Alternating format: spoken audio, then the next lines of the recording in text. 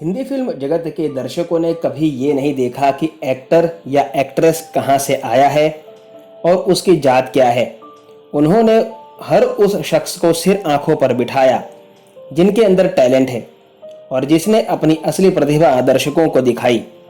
ऐसे ही एक कलाकार हैं विश्वजीत चटर्जी, जो है बंगाल की पृष्ठभूमि से, लेकिन हिंदी फिल्म के दर्शकों ने उन्हें खूब चाहा और खूब प्यार किया। 14 दिसंबर 1936 के दिन कोलकाता में इनका जन्म हुआ था। विश्वजीत चटर्जी की कहानी भी बड़ी ही दिलचस्प है। आइए शुरू से शुरू करते हैं। विश्वजीत खुद को इस बात के लिए खुशनसीब मानते हैं कि वे अपना जन्मदिन राज कपूर के साथ शेयर करते हैं। विश्वजीत ने अपने फिल्मी करियर की शुरुआत 10 साल की उम्र से की थी। फिल्मों में आने से पहले विश्वजीत कहते हैं कि वे एक कार्टूनिस्ट और पेंटर थे। विश्वजीत के पिता आर्मी में डॉक्टर थे। वे कहते हैं यही वजह थी कि मेरा बचपन लाहौर और लखनऊ, मेरठ, कराची में बीता और यही वजह है कि मेरी हिंदी भाषा पर पकड़ बनी। मेरी माँ को अभिनय में बेहद दिलचस्पी थी। जब मैं 13 साल का था तब माँ को खो दिया था। वह मेरे लिए कठिन समय था। वह बताते हैं कि मेरे मामा एक ड्रामा संस्थापक थे, ऋषिकेश बैनर्जी। उनके साथ कई प्रोफेशनल्स एक्टर भी काम करते थे। विश्वजीत कहते हैं कि एक बार उन्होंने बहुत अच्छे से डायलॉग बोला था, तब उन्हें 30 रुपए मिले थे। विश्वजीत कहते हैं कि घर में थिएटर करने की अनुमति थी लेकिन फिल्मों में जाने की नहीं। उस दौर में मेरे जो पुरुष दोस्त थे वे महिलाओं का किरदार करते थे, क्योंकि महिलाओं को तो फिल्मों में जाने की इजाजत ही नहीं थी। इसलिए विश्वजीत ने छुपकर फिल्मों में काम शुरू किया, लेकिन घर में फिल्म की रिलीज होने से पहले ही सबको जानकारी मिल चुकी थी। सब नाराज हो गए। विश्वजीत को घर छोड़कर जाना पड़ा। उन्होंने कहा कि शुरुआती दौर में कृष्ण का किरदार निभाया बंगाली फिल्म में। ऐसे में उनके पास लगातार कृष्ण वाला ही किरदार आने लगा और ऑफर होने लगा, तो विश्वजीत को सब कहने लगे कि ये कृष्ण बनकर ही रहेगा, इससे अधिक कुछ नहीं कर पाएगा। रास्ते में भी लोग मुझे केस्टो कहकर बुलाने लगे थे, लेकिन उन्हें अभिनेता विकास ने समझाया कि उन्हें संभल कर अब काम करना चाहिए, वरना सब तुमको गिरा देंगे। तो फिर धीरे धीरे अच्छी फिल्मों का साथ मिलने लगा।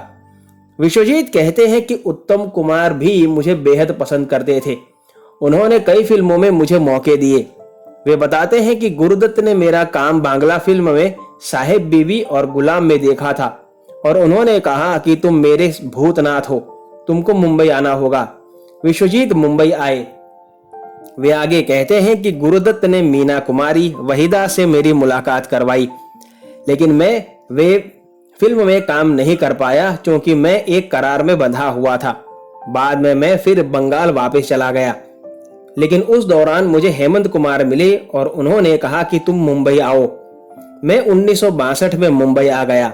यहाँ जाने के बाद मेरी फिल्म सस्पेंस थ्रिलर के रूप में 20 साल बाद सुपरहिट हुई और मुझे तमगा मिला सस्पेंस हीरो फ्रॉम बंगाल।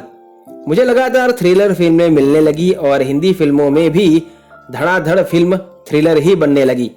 मुझे लगातार फिर सस्पेंस फिल्में ही ऑफर होने लगी, लेकिन मैंने अपना ट्रेंड बदला क्योंकि मुझे डर था कि फिर से मुझे सस्पेंस थ्रिलर फिल्मों में ही सीमित कर दिया जाएगा।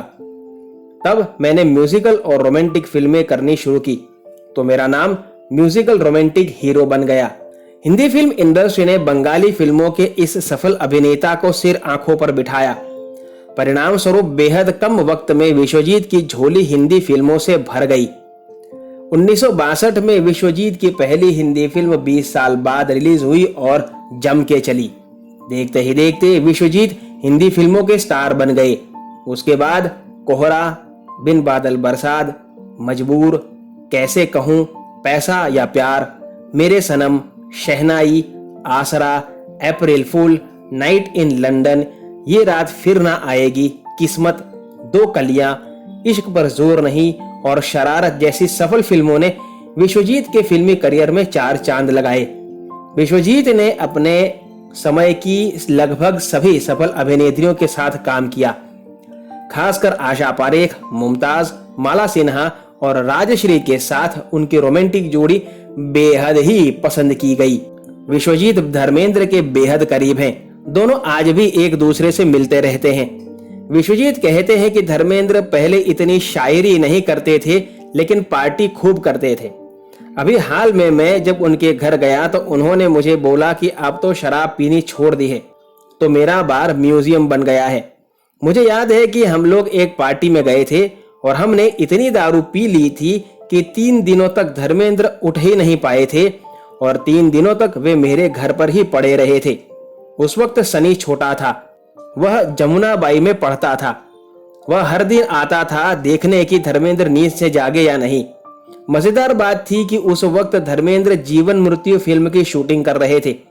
प्रोडक्शन के लोग उनको उठाने आ रहे थे, लेकिन वे उठ नहीं रहे थे। बाद में जब वे उठे तो मुझे बोलते हैं कि तू बंगाली है और मैं जाट हूं। आशा पारेख के साथ कई फिल्मों में अभिनय कर चुके विश्वजीत बताते हैं कि आशा से काफी करीब रहा हूं। वे सेट पर सबसे अधिक मस्ती करती थी। एक बार उसको दूसरे दिन शूटिंग करने का मन नहीं था तो उसने सारे क्रू मेंबर को जमाल गोटा पिला दिया था। आशा ने लेकिन मुझे बता दिया था तो मैंने नहीं खाया था। आशा ने कहा कि कल शूटिंग नहीं हो पाएगी। राखी के बारे में कहते हैं कि बांग्ला भोजन बनाकर सेट पर लाती थी। विश्वजीत कहते हैं कि मुझे सारी अभिनेत्रियां काफी पसंद करती थी। वह मेरे साथ सहज थी तो उनके साथ अच्छी बॉन्डिंग भी हो जाती थी। रोमांटिक सीन में मैं बनावटी नहीं हो सकता था।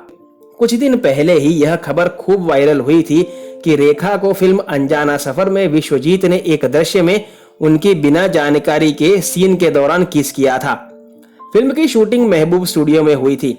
विश्वजीत कहते हैं कि हाँ, यह सच है कि रेखा को इस बात की जानकारी नहीं थी। उन्होंने निर्देशक के कहने पर ऐसा किया था। बाद में यह खबर उस दौर की हेडलाइन बनी थी। लेकिन विश्वजीत कहते हैं कि मीडिया में यह जो बात लिखी गई है कि इसके बाद रेखा खूब रोने लगी थी और उन्होंने विश्वजीत के साथ फिर काम करने से इनकार कर दिया था, इसमें कोई सच्चाई नहीं है। क्योंकि सच है कि हम दोनों जानते थे कि वह सिर्फ फिल्म के लिए था। हकीकत में मैं कैसा आदमी हूं उन्हें पता है और इसके बाद भी हमने लगातार कई फिल्मों में काम किया है। यही नहीं, उन्होंने यह भी बताया कि जब उन्होंने अपनी एक फिल्म प्रोड्यूसर्स के रूप में फिल्म बनाई तब भी रेखा ने फिल्म में काम किया था। आज भी रेखा से उनके रिश्ते खास रहे हैं। साथ ही वे यह भी कहते हैं कि रेखा उन्हें प्यार से बिशु बाबू ही कहकर बुलाती हैं और उनकी ड्रेसिंग सेंस को लेकर वे बहुत प्रभावित रहती थी। विश्वजीत कहते हैं कि रेखा खुद बेहतरीन अभिनेत्री हैं और दिल की बहुत ही अच्छी छवि वाली हैं, इसलिए आज भी उनका उनकी अभिनेत्रियों से रिश्ता कायम है। हिंदी फिल्मों में मिली सफलता के बाद भी विश्वजीत ने बंगाली फिल्मों में अभिनय करना नहीं छोड़ा। वे कोलकाता आते जाते रहे और बंगाली फिल्मों में भी अभिनय करते रहे, जिनमें सुपरहिट फिल्म चौरंगी, गढ़ नसीमपुर, कुहेली, श्रीमान पृथ्वीराज, जय बाबा तारंगनाथ और अमरगीती उल्लेखनीय है। अभिनय के साथ साथ गायन और फिल्म निर्माण व निर्देशन के क्षेत्र में भी विश्वजीत समय समय पर अपना तकदीर आजमाते रहे हैं। 1970 में आधुनिक बंगाली संगीत एल्बम भी विश्वजीत द्वारा म्यूजिक मार्केट में लाया गया था, जिनमें तोमार चोखेर काजोल, जय जय दिन उल्लेखनीय है, जिन्हें कंपोज किया था बॉलीवुड के विख्यात संगीतकार सलील चौधरी ने। वर्ष 1975 में प्रदर्शित फिल्म कहते हैं मुझको राजा के निर्माण और निर्देशन दोनों की जिम्मेदारी विश्वजीत ने संभाली थी। धर्मेंद्र, हेमा मालिनी, शत्रुघ्न सिन्हा और रेखा इस फिल्म ने बॉक्स ऑफिस पर अच्छा बिजनेस किया था। इस फिल्म में उन्होंने एक्टिंग भी की थी। 14 दिसंबर 2023 के दिन विश्वजीत चटर्जी अपना 87वां जन्मदिन मनाएंगे। वे आज भी अपने म्यूजिकल ग्रुप के साथ एक्टिव हैं और वर्ल्ड टूर किया करते हैं। वे उनकी दूसरी पत्नी और बेटी के साथ मुंबई में ही रहते हैं। कैसा लगा आपको आपके चहेते कलाकार के बारे में जानकर मुझे कमेंट बॉक्स में जरूर बताइएगा और वीडियो को लाइक करना ना भूलें। आपसे मुलाकात होगी जल्द, तब तक अपना ख्याल रखें। धन्यवाद।